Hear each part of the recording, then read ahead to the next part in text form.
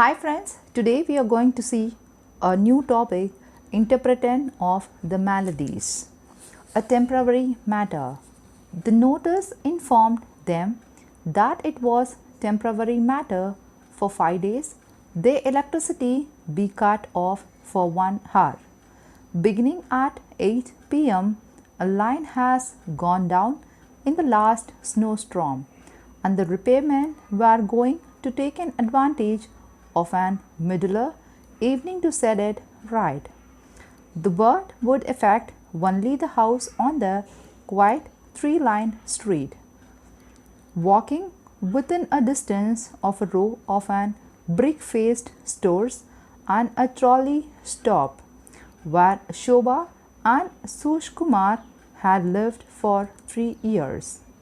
It is good of them to warn us. Shobha considered after reading the notice aloud, more for her own benefit than Sukumar. She let the straps of her leather chattels, plums with the files, slip from her shoulders and left in the hallway as she walked into the kitchen. She wore a navy blue poplin raincoat over the gary sweatpant and white sneakers. Looking at the 33 like the type of a woman she would only claimed she would never been resemble. She has gone from the gym. Her cranberry lipstick was visible only on the outer reach of her mouth, and her eyeliner had left charcoal patches beneath her lower lashes. She used to look this way sometimes, Sukumar, though, on mornings after a party or night at a bar, when she would be too lazy to wash her face, too eager to collapse into his arms. She dropped a sheaf of a mail on the table without a glance. Her eyes were still fixed on the notice in her other hand.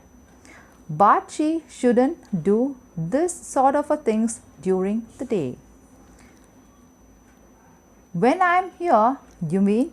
Sukumar said. He puts a glass lid on the pot of a lamp, adjusting it so only the slighter bit of a stream could escape. Since January, he had been working at home, trying to complete the final chapters of his dissertations on aggregation revolts in India. When do the repairs start? It says March 19th. It's today the 19th. Shobha walked over to the framed cupboard that hangs on the wall by the fridge, bare except for a calendar of William Morris wallpaper patterns. She looked at it as if for the first time, studying the wallpaper pattern carefully on the top half before allowing her eyes to fall to the numbered grid on the bottom. A friend had sent the calendar in the mail as a Christmas gift. Even though Shobha and Sukumar hadn't celebrated Christmas that year. Today, then Shobha announced, "You have a dentist appointment next Friday, by the way." He ran his tongue over the top of his teeth. He had forgotten to brush them that morning. It wasn't the first time. He hadn't left the home at all that days or that day before. The more Shobha stayed out, the more she began putting in extra hour at her work and taking an additional projects. The more he wanted to say in not even leaving to get the mail or to buy the fruits or wine at the store by the trolley stop. 6 months ago, in September, Sukumar was at an academic conference in Baltimore when Shobha went into labor 3 weeks before her due date. He hadn't wanted to go to the conference, but she had insisted. It was important to make the contact, and he would be entering the job markets next year. She told him that she had his number at the hotel and a copy of his schedule and the flight numbers, and she had arranged with her friend Guylan for a ride to the hospital in that of an emergency. When the cab pulled away the morning for the airport, Shobha stood waving goodbye in her robe, with one arm resting on the mound of her belly as if it was perfectly a natural part of her body. Each time he thought of a moment, the last moment he saw Shobha pregnant. It was the cab he remembered most of the station wagon. Painted red with a blue lettering, it was canverous compared to their own cart. Although Sukumar was 6 feet tall, with the hands too big ever to rest comfortably in the pocket of his jean, he felt drafted in the back seat. As the cab sped down to Beacon Street, he had imagined a day when he and Shobha might need to buy a station wagon of their own to cart their children back and forth from the music lesson and the dentist appointment. He imagined himself gripping the wheel as Shobha turned around to hand the children juice boxes. Once these images of the parenthood had troubled Sukumar, adding to his anxiety that he was still a student at 35. But that early autumn morning, the trees still heavy with the broad leaves, he welcomed the image for the first time. A member of the staff has found him somehow among the identical convections room and handed him a stiff square of stationery. It was only a telephone number, but Sukumar knew it was the hospital. When he returned to Boston, it was over. The baby had been born dead. Shobha was lying on the bed, asleep in a private room so small there was barely enough space to stand beside her. In a wing of a hospital they haven't been to on the tour for an extant parents. Her placenta had weakened and she had a cesarean through not quickly enough. The doctor explained that these things happen. He smiled in the kindest way it was possible to smile at the people known only professionally. Shobha would be back on her feet in few days. There are nothing to indicate that she would not be able to have children in the future. These days, Shobha was always gone by the time Sukumar woke up. He would open his eyes and see the long black hairs she shed on her pillows and think of her. Dressed, slipped her 3 cups of a coffee already in her office downtown, where she had searched for an typographical errors in the textbook and marked them in a code she had once explained to him. With an assortment of the colored pencil, she would do the same for his dissertations, she promised.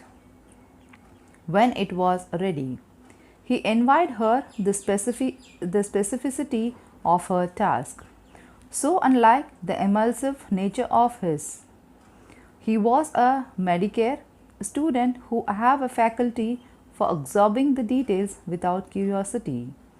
Until September, he had been delighted, if not dedicated, summarizing the chapters, outlining the arguments on the pads of yellow lined paper.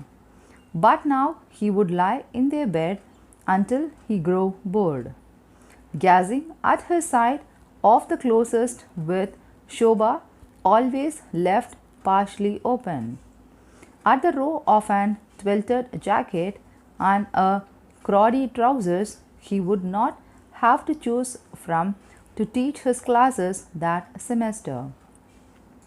After the baby died, it was too late to withdraw from his teaching studies. But his advisors had arranged things so that he had the spring semester to himself. Sukumar was with his sixth year of an graduate school. That and the summer should give you a good push.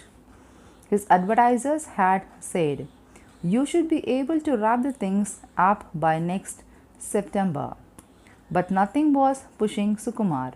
Instead, he thought of how he and Shobha had become experts at avoiding each other in their three-bedroom house, spending as much as time on separate floors as possible. He thought of how he no longer looked forward to the weekend. When she sat for the hours on the sofa with her colored pencil and her files, so that he feared that putting on a record in his own house might be rude. He thought of how long it has been since she looked into his eyes and smiled, or whispering his name on those rare occasions they still reached for each other's bodies for sleeping. In the beginning, he had believed that it would pass, that he and Shobha would get through it all somehow. She was only 33. She was strong on her feet again. But it wasn't a conclusion.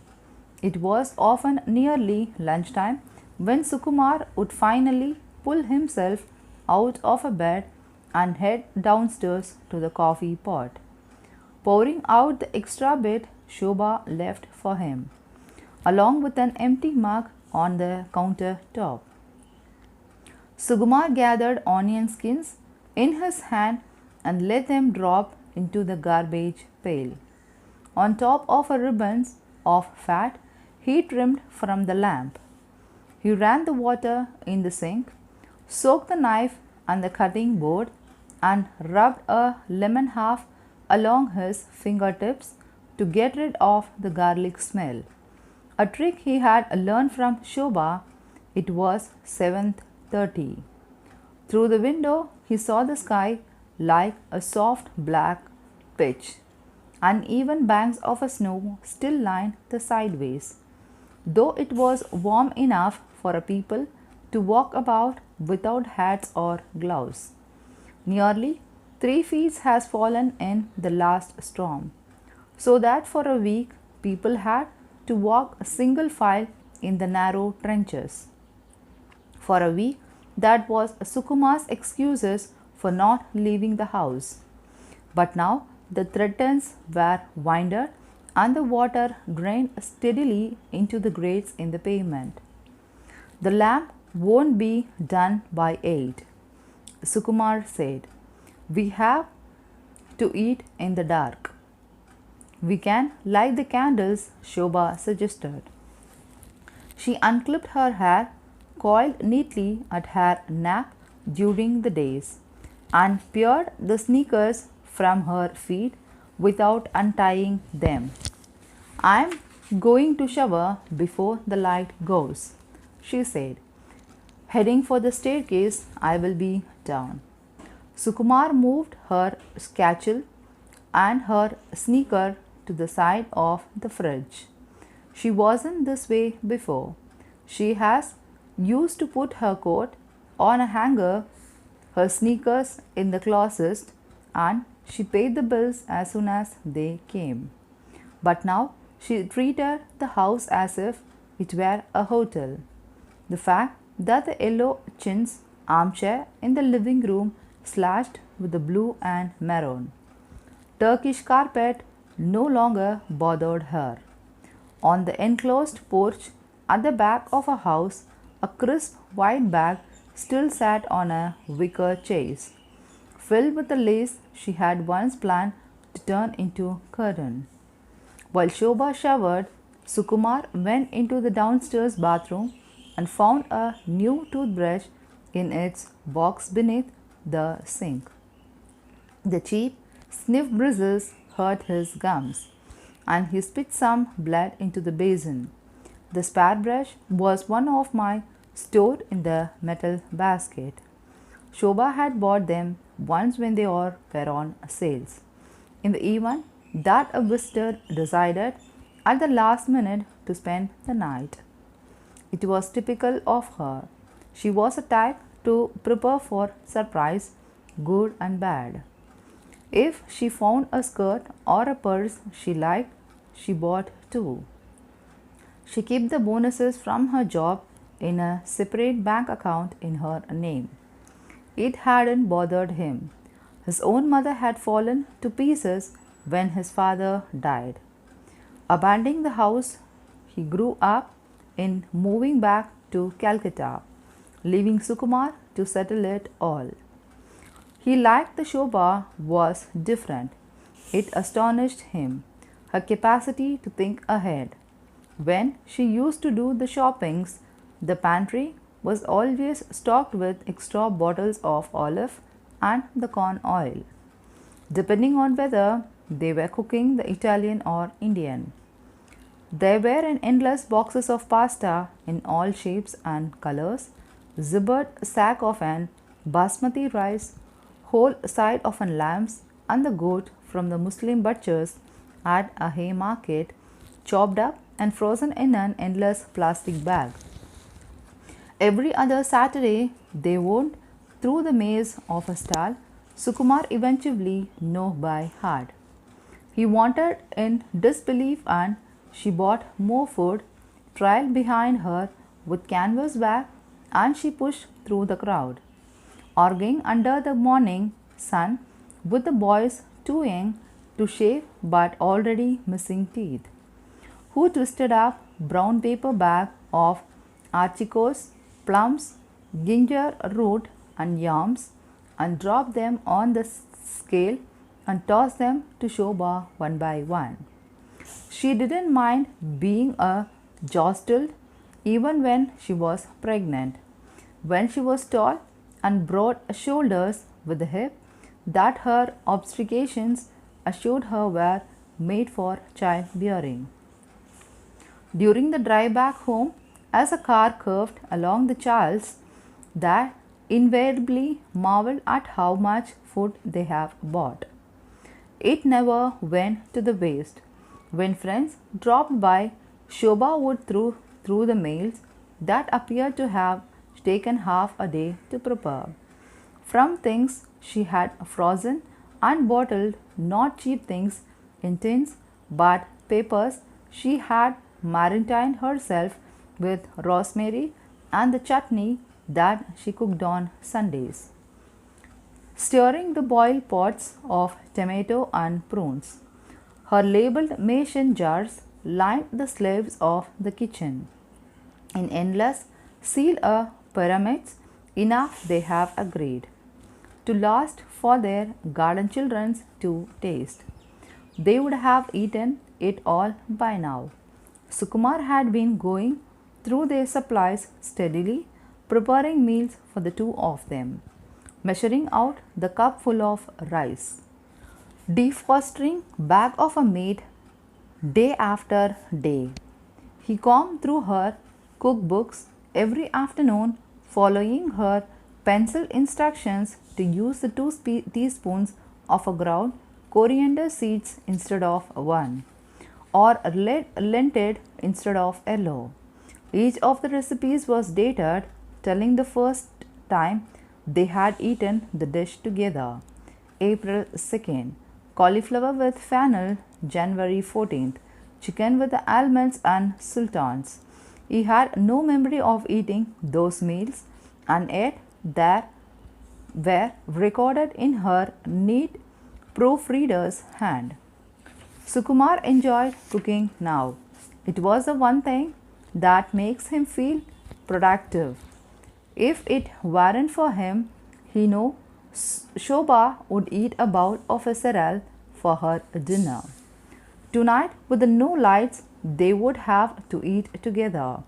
For months now, they have served themselves from the stove, and he had taken his plate into his study, letting the meal grow cold on his desk. before shoving it into his mouth without pause while Shobha took her plate to the living room and watched the game show, or proofread the files with her arsel of colored pencil at the hand. At some point in the evening, she visited him. When he heard her approach, he would pay away his novel and begin typical sentences. She would rest her hand on her shoulders and stare with him in the blue glow of the computer screen. Don't worry too hard, she would say after a minute or two and heads off to the bed. It was the only one time in the day she sought him out, and yet he had come to dread it. He knew it was something she forced herself to do. She would look around the walls of a room which they have decorated together last summer with a border of marching ducks and the rabbit playing the trumpet and the drums. By the end of the August, there was a cherry crib under the window, a white changing table with an mint green knobs and a rocking chair with an checkered cushions. Sukumar had disassembled it all before bringing Shobha back from the hospital, scraping off the rabbits and the ducks with a spatula. For some reasons, the room did not haunt him the way it is haunted Shobha. In January, when he stopped working at his carrel in the library, he set up his desk there deliberately, partly because the room soothed him, and partly because it was a place Shobha avoided. Sukumar returned to the kitchen and began to open the drawers. He tried to locate a candle among the scissors, the egg beaters and the whisk, the mortar and the pestle. She wouldn't bought in a bazaar in Calcutta and used to pound the garlic cloves and a coriander pots back when she used to cook. He found a flashlight but no batteries and a half empty box of birthday candles. Shobha had thrown him a surprise birthday party last May. 120 people have crammed into the house. All the friends and the friends of her friends they now systematically avoided. Bottles of Viho Word had nested in a bed of ice in an bathtub. Shobha was in her 5th month, drinking ginger ale from an marine glass. She had made a vanilla cream cake with a custard and a spun sugar. All night she kept Sukumar Longfinger linked with her as they walked among the guests as at the party. Since September, there is only guest has been Shobha's mother. She came from Arizona and stayed with her for 2 months. After Shobha returned from the hospital, she cooked the dinner every night, drove herself to the supermarket, washed their clothes, put them away. She was a religious woman. She set up a small shrine, a framed pictures of an lavender-faced goddesses and a plate of marigold petals. On the bedside table in the guest room, a prayer twice a day for an healthy grandchildren in the future. She was polite to Sukumar without being friendly. She folded his sweater with an expertise she had learned from her job in a department store. She replaced a missing button on her winter coat and knit him a beach and a brown scarf, presenting it to him without the least bit of ceremony, as if he had only dropped it and hadn't noticed. She never talked to him about Shobha. Once, when he mentioned the baby's death, she looked up her knitting and said, "But you weren't even there." I struck him as odd that there was no real candles in the house, that Shobha hadn't prepared for such an ordinary emergency. He looked now for something to put the birthday's candle in and settle on the soil of an potted ivy that normally sat on the window sills over the sink. Even though the plant was inches from the tap, the soil was so dry that he had to water it first before the candle would stand straight. He pushes aside the things on the kitchen table. The pile of an mail, the unread library books. He remembered their first meal there, when they were so thrilled to be married, to be living together in the same house at last, that they would just reach for each other's foolishly, more eager to make love than to eat. He put down two embroidery placemats, a wedding gift from an uncle in Lucknow, and set out the plates and the wine glasses they used to save for the guest. He put the ivy in the middle, the wide-edged star-shaped leaves guided by the 10 little candles. He switched on the digital clock radio and turned it to an DAS station. "What's all this?" Shobha said when she came from downstairs. Her hair was wrapped in a thick white towel. She untied the towel and wrapped it over a chair, allowing her hair, damp and dark, to fall across her back. As she walked absently towards the stove, she took out a few tangles with her fingers. She wore a clean pair of sweat pants, a t-shirt and old flannel robe. Her stomach was flat again, her waist narrow before the flare of her hips, the belt of the robe tied in a floppy knot. It was nearly 8. Sukumar put the rice on the table and the lent it from the night before into a microwave oven, punching the number on the times. "You made Rogan Josh," Shobha observed, looking through the glass lid at the bright papyra stove. Sukumar took out of a piece of a lamb, pinching it quickly between his fingers so as not to scald himself. He prodded a large piece with a serving spoon to make sure that the meat slips easily from the bone. "It is ready," he announced. The microwave have just beeped when the lights went on and the music disappeared. "Perfect timing," Shobha said. "All I could find were the birthday candles." He lit up the ivy, keeping the rest of the candles and the books of matches by this plate.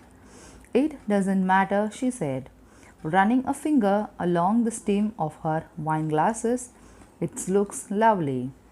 In the dimness, he knew how she sat, a bit forward in her chair, ankle crosses against the lowest rung, left elbow on the table. During his search for the candles, Sukumar had found a bottle of a wine in a cratty he had thought was empty.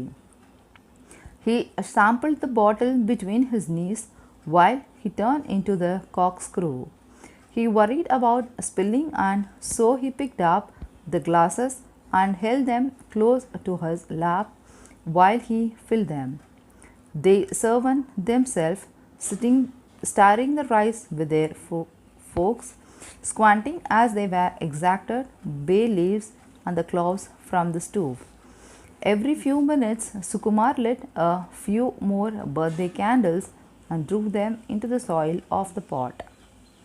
"It is like India," Shobha said, watching him tensed his makeshift candelabra. "Sometimes the current disappears for an hour at stretch. I once had to attend an entire rice ceremony in the dark. The baby just cried and cried. It must have been so hot." The baby had never cried, Sukumar considered. Their baby would never have a rice ceremony, even though Shobha had already made the guest list and decided on which of her 3 brothers she was going to ask to feed the child its first taste of an solid food. At 6 months, if it was a boy, 7 if it was a girl. "Are you hot?" he asked her. He pushed the blazing ivy pot to the other end of the table, closer to the piles of books and the mails, making it even more difficult for them to see each other's. He was suddenly irritated that he couldn't go upstairs and sit in the front of the computer. No, it is delicious, she said, tapping her plate with her fork. It really is. He refilled the wine in her glasses. She thanked him. They weren't like this before. Now he had to struggle to say something that interested her, something that made her look up from her plate or from her proofreading files. Eventually, he gave up trying to amuse her. He learned not to mind the silence. I remember during the power failure at my grandmother's house, we all had to say something. Shobha continued.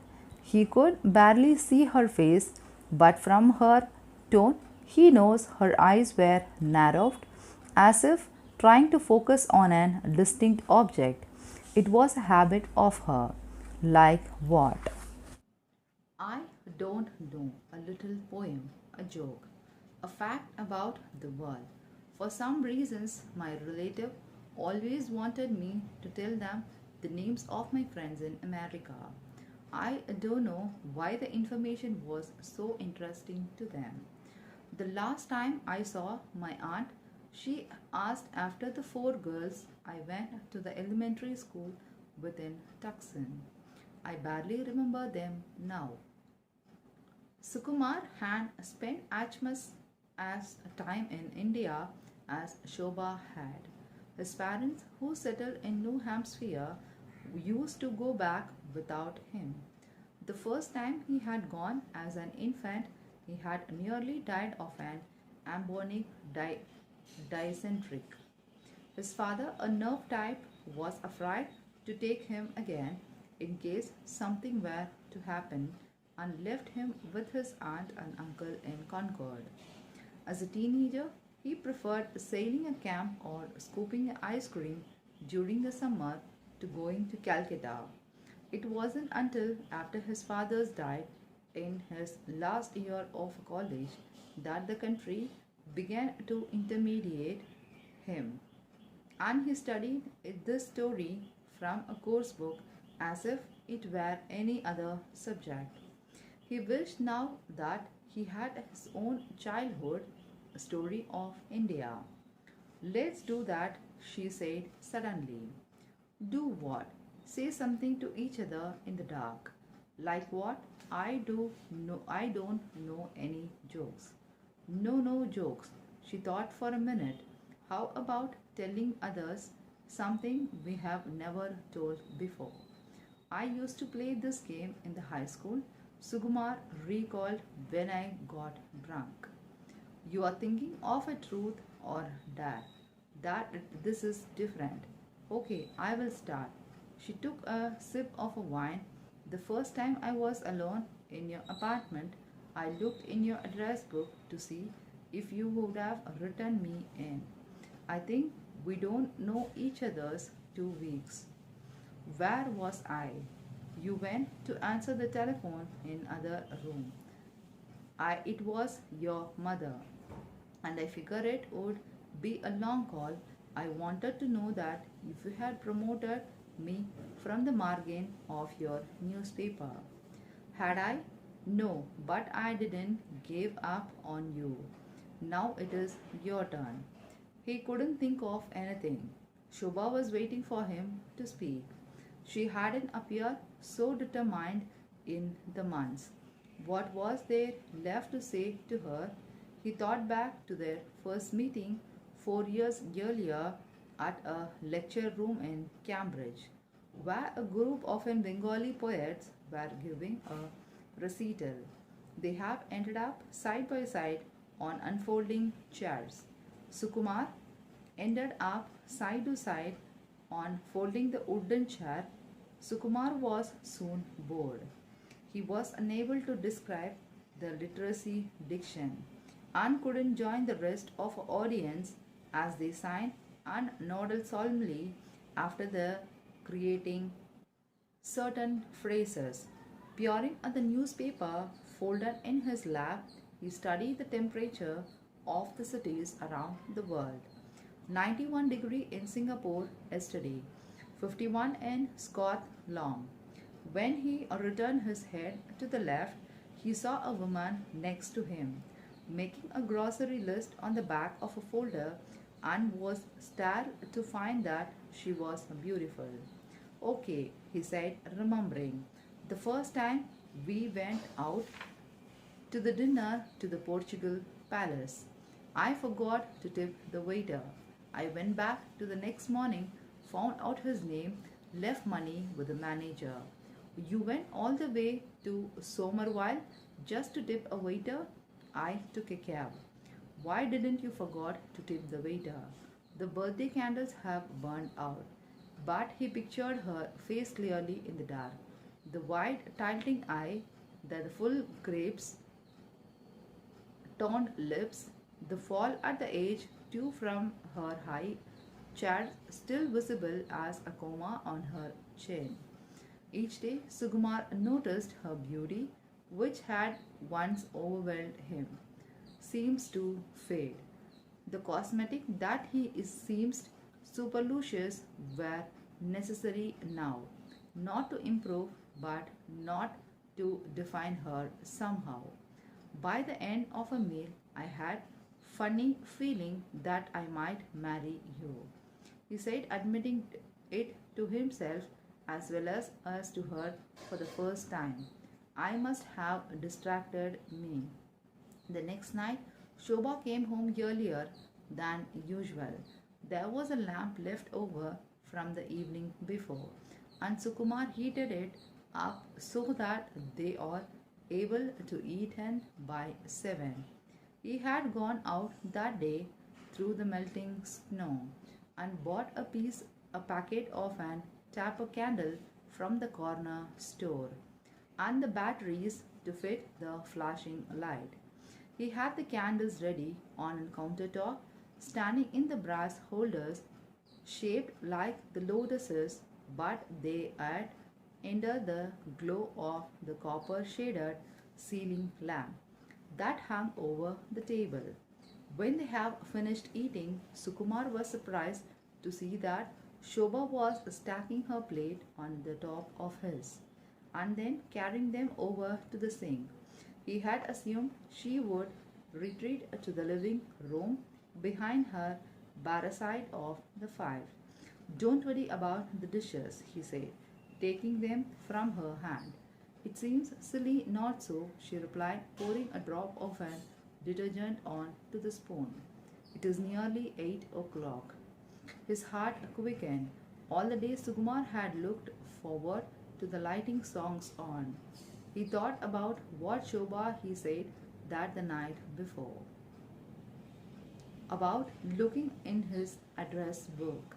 It felt good to remember her as she was then. How bold yet nervous she had been when they first met. How hopefully they stood side by side at the sink, their reflections fitting together in a frame of the window. It made him shy. He felt the first time they stood together in a mirror. He couldn't recall the last time they had been photographed. They have stopped attending the parties, went somewhere together. The film in his camera still contained a picture of Shobha in the yards when she was pregnant. After finishing the dishes, they leaned against the counter, drying their hands on their either end of a towel. At 8 o'clock, the house went black. Summer lit the wicks of the candle, impressed by their long, steady flames. They sit outside, Shobha said. I think it is warm still. They took a candle and sat down on the step. It seems strange to be sitting outside with the patches of snow still on the ground. But everyone was out of their house tonight, and the fresh air enough to make the people restless. Some a door opened and closed. A small parade of a neighbor passed by his flashlight. We are going to the bookstore to browse. a silver-haired man called out. He He was walking with his wife, a thin woman in an windbreaker, holding a dog on a leash. They were the Bradfords, and they have tucked a sympathy card into Shobha's and Sukumar's mail back in September. I hear they have got their power. They would be better, Sukumar said, or you will be browsing in the dark. The woman laughed, slipped her arm through the crook of her husband's elbow. Want to join us? No thanks, Shobha and Sukumar called out together. It surprised Sukumar that his words matched hers. He wondered what Shobhas would tell him in the dark. The worst possibilities had already run through his head. That she had an affair, that she didn't respect him for being 35 and still a student, that she blamed him for being in Baltimore the way her mother did. But he knew those things weren't true. She had been faithful as had he. She believed in him. It was she who had insisted to go to Baltimore. What did they know about each other's? He knew she curled her fingers tightly when she slept, that her body twisted during a bad dreams. He knew it was a honeydew she favored over a concepule. He knew that when they returned from the hospital, the first thing she did when she walked into the house was to pick the object of theirs and toss them into pile in the hallway. Books from the shelf, plants from the wood sills, painting from the walls, photos from the tables, pots and the pans that hung from the hook over the stove. Sukumar had stepped out of her way, watching, and she moved methodically from room to room. When she was satisfied, she took through the staring at the pile she had made, her lips drawn back in such a distaste that Sukumar had thought that she would spit. Then she had started to cry. He began to feel cold as he sat there on the step. He felt that he needed her to talk first in order to reciprocate. That time when your mother came to visit us, she said finally, when I said one night that I had to stay late at the work. I went out with an Guylan and a martini. He looked at her profile, the slender nose, the slightly masculine set of her jaw. He remembered that night well. Eating with his mother, tried from teaching 2 classes back to back. Wishing Shobha were there to say that more of her right things because he came up with only the wrong ones. It had been 12 years since his father had died, and his mother had come to spend 2 weeks with him and Shobha, so they could honor his father's memory together. Each night, his mother cooked something his father had liked, but she was too upset to eat the dishes herself, and her eyes would well up as Shobha stroked her hand. It is so touching, Shobha had said to him at the time. Now he pictured Shobha and with Ghislaine in her bar with the striped velvet sofas, the only they used to go to after the movies, making sure she got her extra olive, asking Guylan for a cigarette. He imagined her complaining and Ghislaine sympathizing about visit from in-laws it. It was Guylan who had driven Shobha to the hospital. Your turn, she said. Stopping his thought at the end of their street, Sukumar heard a sound of an drill and the electrician shouting over it. He looked at the darkened facade of the house lining the street. Candles glowed in the window of one. In spite of a warmth, smoke rose from the chimney. I cheated on my Oriental Civilization exam in college, he said. It was my last semester, my last set of exam. My father had died a few months before. I could see the blue book of the guy next to me. He was an American guy, a manic. He knew Urdu and Sanskrit. I couldn't remember if the verse we have to identify was an example of an ghazal or not. I looked at this answer and copied it down. It happened over 15 years ago. He felt relief now. Having told her, she turned to him, looking not at his face but at his shoes, old mousseles he wore as if they were slippers, the leather at the back permanently flattened. He wonders if it is bothered her what he would say. She took his hand and pressed it. You didn't have to tell me what you did it, she did, moving closer to him. They sat together until 9 o'clock when the lights came on. They heard some people across the street clapping from their porch and television being turned on. The Bartfords walked back down the streets, eating ice cream on the cone and waving. Shobha and Sukumar waved back. Then they stood up, his hand still in her, and went inside. Somehow, without saying anything, it had turned into this, into an exchange of an confession, the little ways they had hurt or disappointed each others and themselves. The following day, Sukumar thought for hours about what to say to her. He was torn between admitting that he once ripped out of a photo of a woman in one of a fashion's magazine she used to describe to be carried it in his book for a week, or saying that he would really hadn't lost the sweater vest she bought him for their third wedding anniversary but had exchanged it for a cash at Filan's. And then he had gotten drunk alone in the middle of the day at a hotel bar. For the first anniversary, Shobha had cooked a 10-course dinner just for him.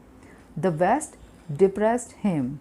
My wife gave me a sweater vest for our anniversary, he complained to the bartender, his head heavy with an conch. What do you expect? The bartender had replied. You are married. As for the picture of a woman, he didn't know why he would rip it out. She wasn't as pretty as Shobha. She wore a white squalene dress and had a sullen face and lean, mannish legs. Her bare arms were raised, her fist around her head, as if she was about to punch herself in the ears. It was an advertisement for stockings. Shobha had been pregnant at this time, her stomach suddenly immense, to the point where the Sukumar no longer wanted to touch her. The first time he saw the picture, he was lying in the bed next to her, watching her as she read.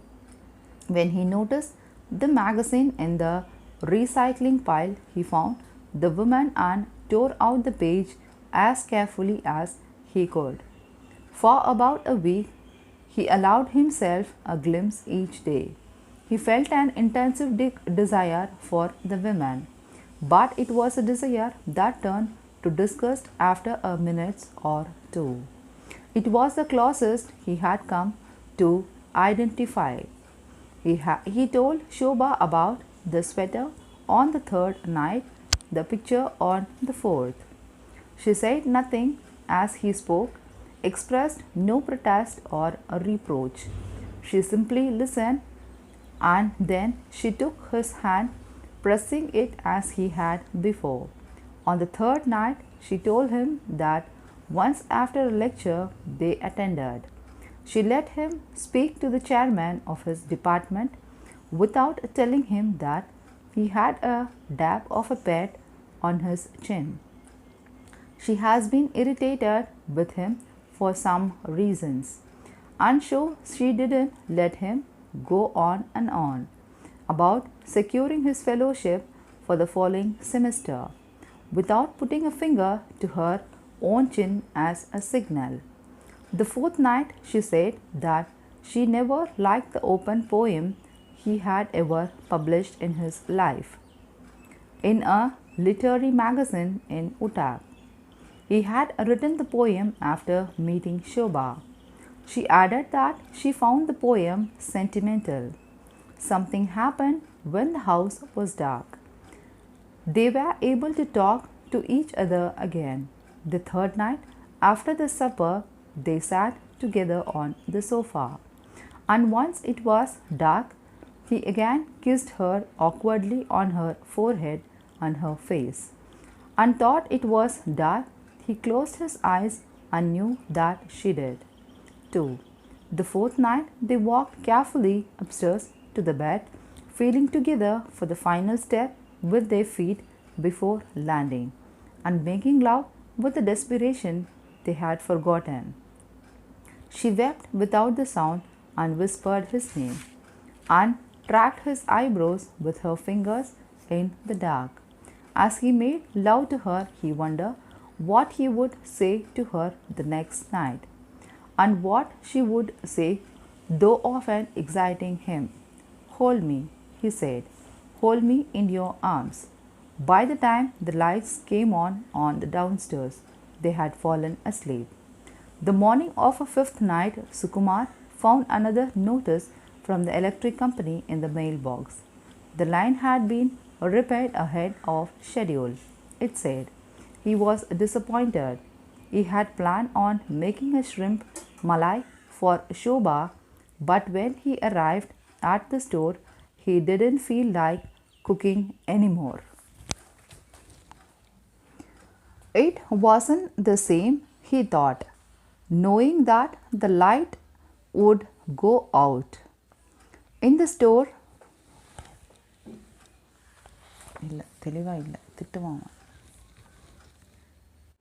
it wasn't the same.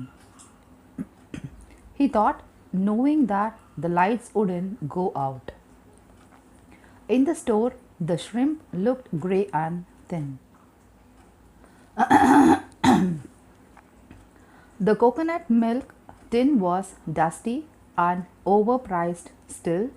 He bought them along with a beeswax candle and 2 bottles of wine. She came home at 7:30. "I suppose this is the end of our game," he said, when he saw her reading the notice. She looked at him. "You can't still light the candles if you want." She hadn't been to the gym tonight. She wore a suit beneath the raincoat. Her makeup had been retouched recently. When she went upstairs to change, Sukumar poured himself some wine and put on a record. A monk album he knew she liked. When she came downstairs, they ate together. She didn't thank him or compliment him.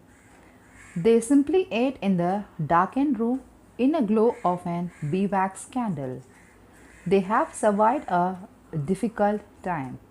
They finished off the shrimp. They finished off the first bottle of wine and moved on to the second. They sat together until the candle had nearly burned away. She shifted in her chair, and Sukumar thought that she was about to say something, but instead she blew out the candle, stood up, turned on the light switch, and sat down again. "Shouldn't we keep the lights on?" Sukumar asked. She set her plate aside and clasped her hand on the table. "I want to see my face when I tell you this," she said gently. His heart began to pound.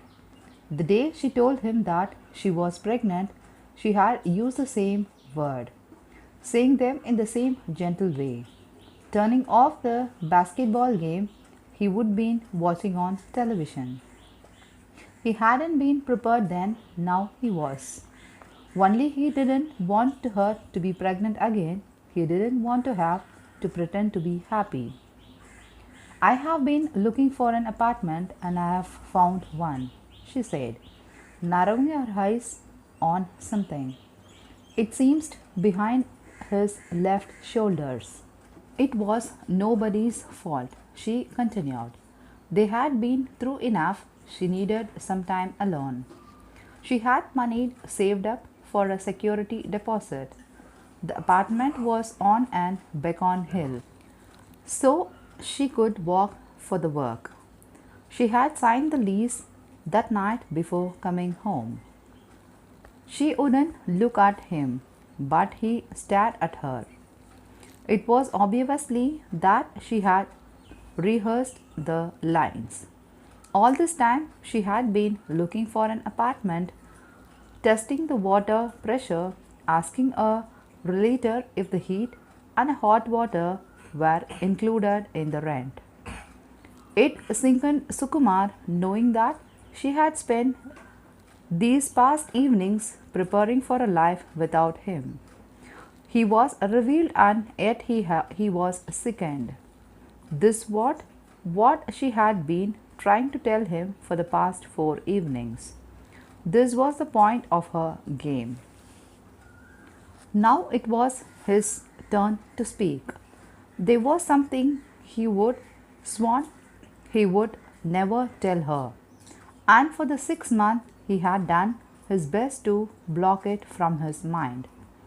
Before the ultrasound, she had asked the doctor not to tell her the sex of their child, and Sukumar had agreed. She had wanted it to be surprise. Later, those few times they have talked about what had happened, she said at least they had been separated that knowledge. In a way, she almost took a pride in her decisions, for it enabled her to seek a refuge in a mystery. He knew that she assumed it was a mystery of him too. He had arrived too late from the Baltimore when it was all over and she was lying on an hospital bed. But he hadn't. He had arrived early enough to see their baby and to hold him before they cremated him. At first, he had recoiled at the suggestion, but the doctor said holding the baby might help him with the progress of grieving. Shobha was asleep. The baby had been cleaned off. His bullbox lids shut tight to the world. Our baby was a boy, he said. His skin was more red than brown. He had a black hair on his head. He weighed almost 5 pounds. His fingers were curled shut just like yours in the night. Shobha looked at him now, her face controlled with a sorrow. He had cheated on a college exam, ripped a picture of a woman out of a magazine. He had written a sweater and got drunk in the middle of the day instead. These were the things they had told her. He had held his son, who had known the life only with her, against his chest in a darkened room in an unknowing wing of the hospital. He had held him until a nurse knocked and took him away. And he promised himself that day that he would never tell Shobha because he still loved her then. And it was the one thing in her life that she had wanted to be a surprise. Sukumar stood up and stacked his plate on the top of her. He carried the plate to the sink, but instead of running the tap, he looked out the window. Outside the evening was still warm, and the Bradfords were walking arm in arm. As he watches, the couple rooms went dark and he spun around. Shobha had turned the lights off. She came back to the table and sat down, and after a moment Sukumar joined her. They wept together for the things they know now. Thank you.